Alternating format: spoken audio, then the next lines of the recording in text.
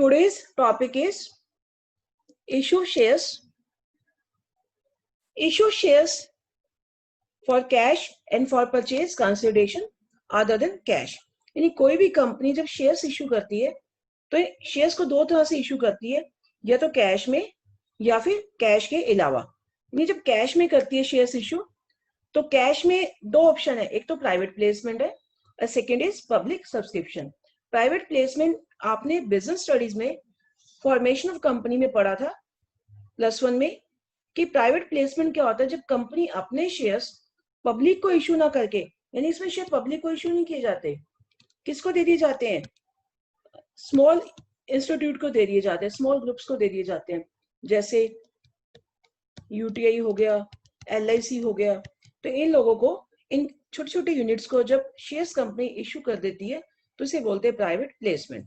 बस इतनी थ्योरी आपके सिलेबस में, इससे ज्यादा कोई इसका प्रैक्टिकल पार्ट आपके सिलेबस में नहीं है ना। पब्लिक सब्सक्रिप्शन ये आपके सिलेबस का पार्ट है।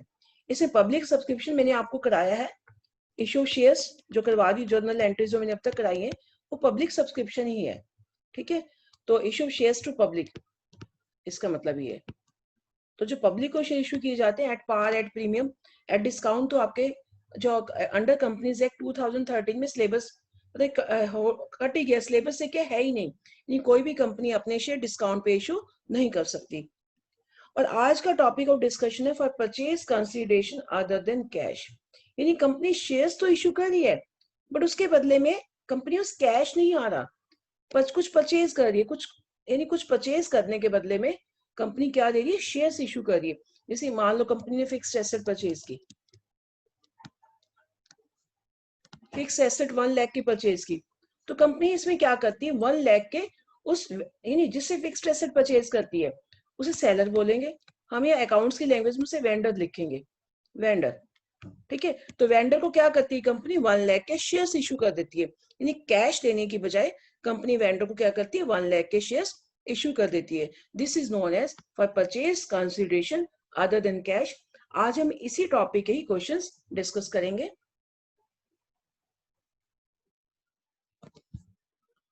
इशू शेयर्स जो है फॉर परचेज कंसिडरेशन,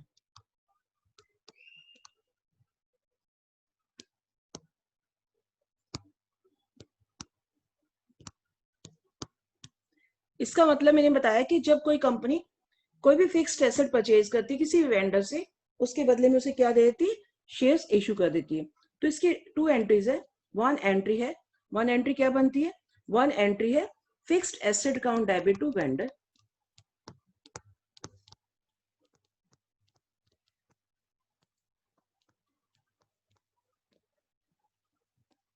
वेंडर से जब एसेट परचेज की तो ये वाली एंट्री है।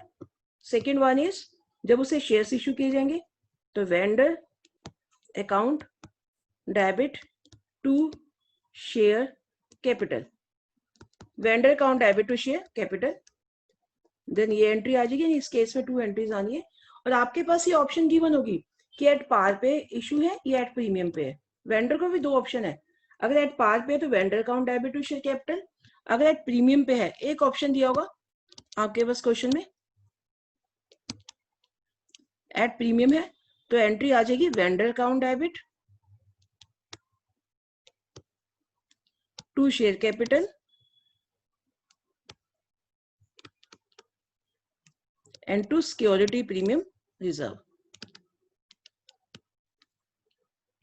वही सेम एंट्री, यानी प्रीमियम है तो प्रीमियम इसमें भी क्या करेंगे, कैपिटल गेन है तो प्रीमियम को हम करेंगे credit to security premium reserve account.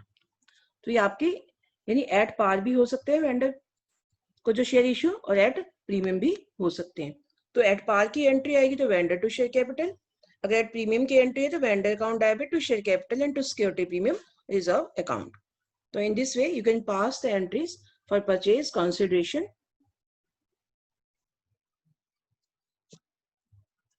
Now practical question 10 given at page 7.157.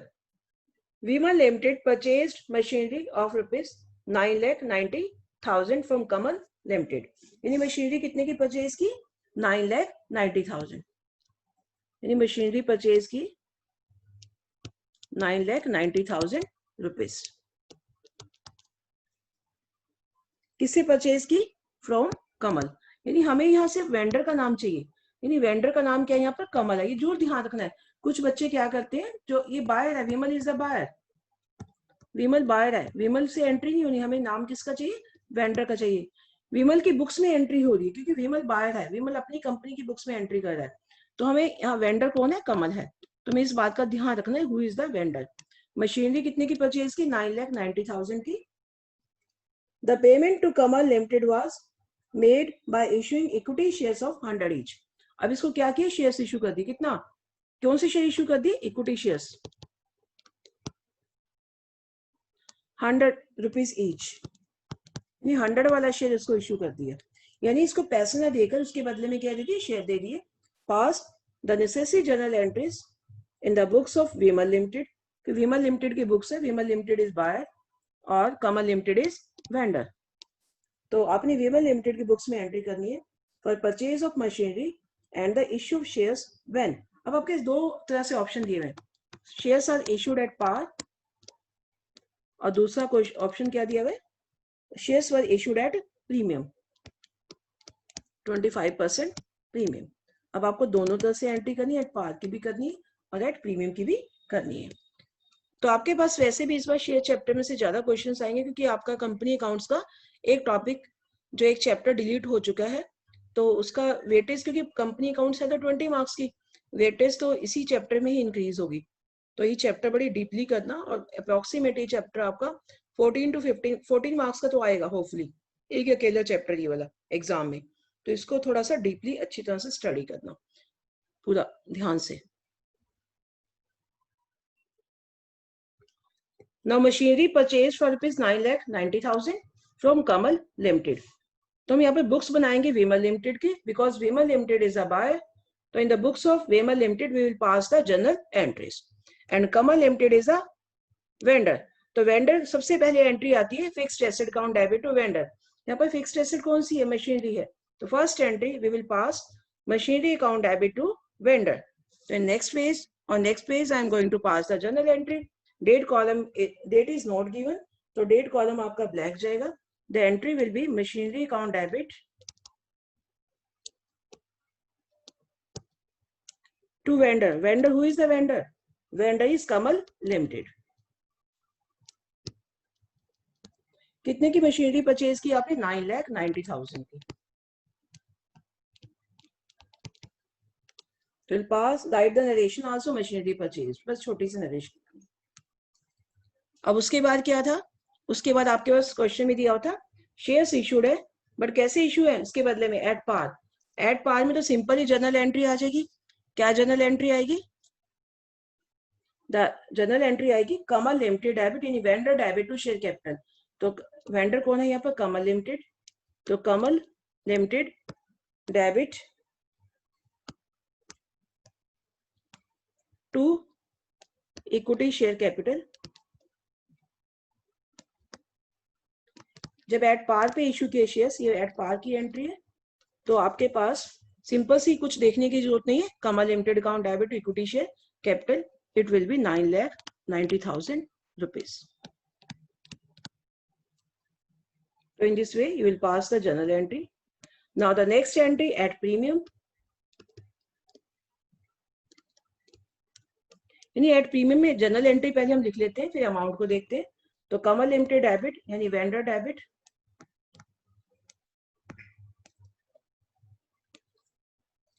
To equity share capital,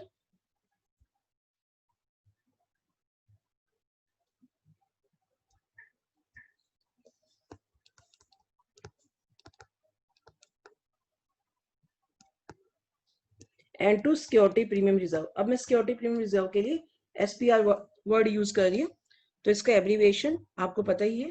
तो कमल लिमिटेड को कितना हमने देना? 9,90,000।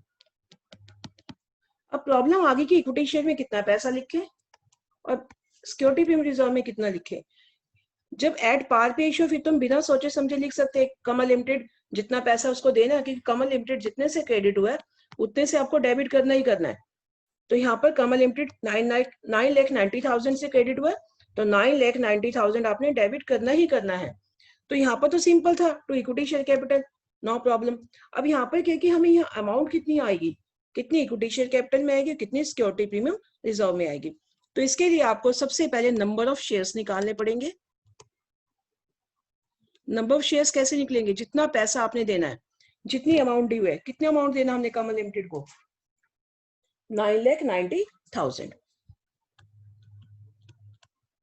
और एक शेयर कितने का है, यानी 100 का शेयर था 25% प्रीमियम पे, यानी 25 रुपीज में। जब भी आपके पास शेयर्स प्रीमियम पे इशू हो तो आपको इस केस के लिए नंबर ऑफ शेयर्स पहले कैलकुलेट करने पड़ेंगे। तो यानी कितने शेयर्स दिए पहले वो देखोगे, तभी तो प्रीमियम निकालोगे आप यहाँ पर। तो ये नंबर ऑफ शेयर्स निकालने के लिए जितना पैसा वेंडर को देना है, amount due to vendor divide by value of shares. अब एट प्रेजेंट एक शेयर की वैल्यू कितनी है, 125 रुपीज। तो इस तरह से हम कैलकुलेट कर लेंगे 9,90,000 डिवाइड बाय 125। तो कितना अमाउंट आ जाएगा, कितने आ जाएंगे, कितने शेयर्स आएंगे, 7920 शेयर्स। तो आ जाएंगे, कटिंग करके आ जाएगा 7920 शेयर्स, यानी 7,920 शेयर्स आ गए। बस अब बिल्कुल सिंपल है। तो इक्विटी शेयर कैपिटल में लिखोगे 7,920, एक शेयर कितने का, 100 का। शेयर कैपिटल तो हमेशा 100 से ही लिखोगे अगर जितनी फेस वैल्यू है, और प्रीमियम कितना है 25, तो 7,920 मल्टीप्लाई 25। तो इस तरह से आपके दोनों की वैल्यू आ जाएगी, यानी इक्विटी शेयर कैपिटल में 7,920 मल्टीप्लाई 100, तो ये तो आ जाएगा 7,92,000 रुपीज। और सिक्योरिटी प्रीमियम रिजर्व में 7,920 मल्टीप्लाई 25, ये आ जाएगा 1,98,000। और आप देखोगे आपका डेबिट और क्रेडिट दोनों का टोटल इक्वल ही होगा। यानी जब भी आपके पास वेंडर को शेयर्स प्रीमियम पे इशू किए जाते हैं तो उस केस में सबसे पहले आपको ये वाला पॉइंट सोल्व करना है, नंबर ऑफ शेयर्स निकालने हैं। नंबर ऑफ शेयर्स निकालने के बाद ही आप इक्विटी शेयर कैपिटल की वैल्यू निकालोगे और सिक्योरिटी प्रीमियम रिजर्व की वैल्यू निकालोगे। अगर सपोज बाई चांस ये वाले एट पार में भी नंबर आपसे पूछा जाता कि कितने शेयर्स इशू किए, तो यहाँ भी ऐसे निकालते, यानी 9,90,000 नंबर ऑफ शेयर्स निकालने होते अगर यहाँ पर भी। तो यहाँ पर तो फेस वैल्यू कितनी 100 में दिया है, तो यहाँ पर नंबर ऑफ शेयर्स आ जाएगा 9,900। अगर क्वेश्चन में पूछा जाए तो करना, नहीं पूछा गया तो सोल्व नहीं करना। तो इस तरह से आप ये क्वेश्चन सोल्व कर सकते हो।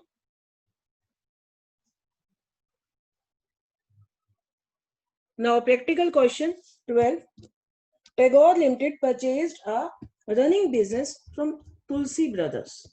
अब बिजनेस किसने परचेज किया, टैगोर लिमिटेड। यानी टैगोर लिमिटेड कौन हो गया, बायर।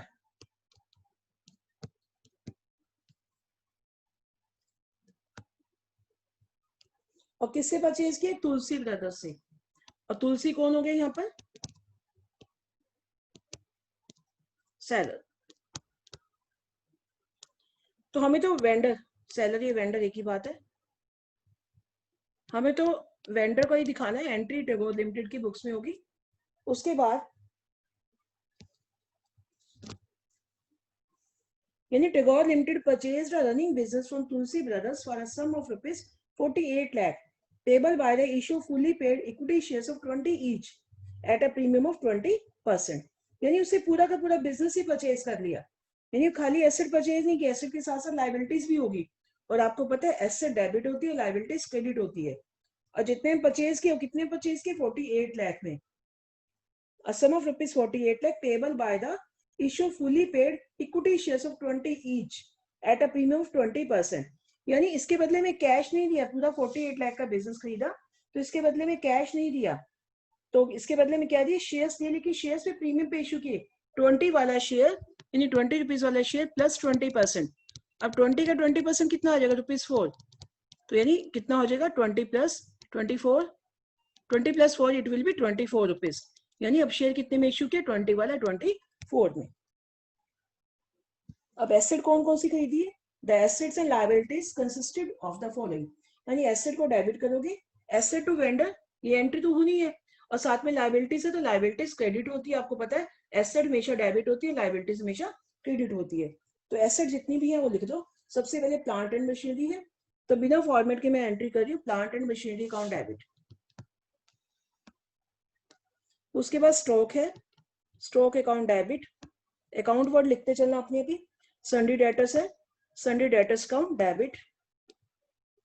उसके बाद आ गया to sundry creditors, and to vendor. हमें बताया हुआ है कि प्लांट एंड मशीनरी कितने का है, 25 लाख की है।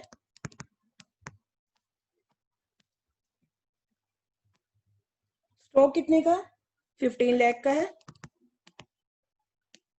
सन्डी डेटर्स कितने के, 8,60,000 के हैं। और सन्डी क्रेडिटर्स कितने के हैं, 3 लाख के हैं। मैं इसे ड्रॉ कर देती हूँ। और वेंडर को कितना देना है, तुलसी, वेंडर कौन है यहाँ पर वेंडर कौन है, तुलसी ब्रदर्स, नाम लिख देते हैं उसका। कितना देना है उसको, 48 लाख देना है, 48 लाख में बिजनेस खरीदा उसने सारा। अब आपने क्या करना है, इन दोनों साइड का टोटल करना है। टोटल में डिफरेंस आ रहा है, आपकी डेबिट साइड कम आ रही है। अगर आपकी डेबिट साइड कम आ रही तो डेबिट साइड में जो बैलेंसिंग फिगर गुडविल हो जाएगी, यानी आपने कम एसेट में ज्यादा पैसा दिया है, तो ज्यादा पैसा जब देना पड़ता है तो वैल्यू क्यों बढ़ी उसकी, गुडविल की वजह से, यानी दिस इज बैलेंसिंग फिगर। ठीक है, अब नीचे लिख लेना इसका। और कितने की आ गई, यानी 2,40,000 कम पड़ रही है।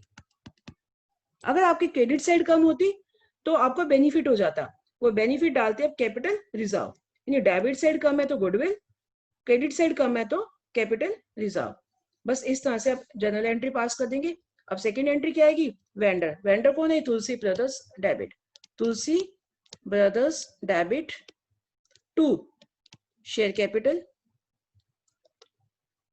And to security premium reserve. अब यानी हमने तुलसी को देना कितना है, 48 लाख।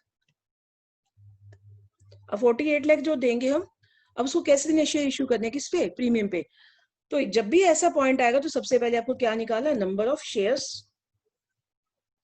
नंबर ऑफ शेयर्स यहाँ कितने हो गए, आप कैलकुलेट कर लोगे, 48 लाख डिवाइड बाय एक शेयर कितने का, 24 का, तो कितनी आ जाएंगी यहाँ पर, नंबर ऑफ शेयर्स आ जाएंगे 40, 24 टू जा 48, 2 लाख शेयर्स। तो बस आप सिंपल शेयर कैपिटल में लिखोगे 2 लाख शेयर्स, कितनी फेस वैल्यू 20, और ये आ जाएगा 40 लाख, और सिक्योरिटी प्रीमियम रिजर्व में 2 लाख मल्टीप्लाई 4 रुपीज, 2 4 जा 8 lakh. In this way you will pass the journal entry. तो इस तरह से आप जर्नल एंट्री पास कर सकते हैं क्वेश्चन 12 की।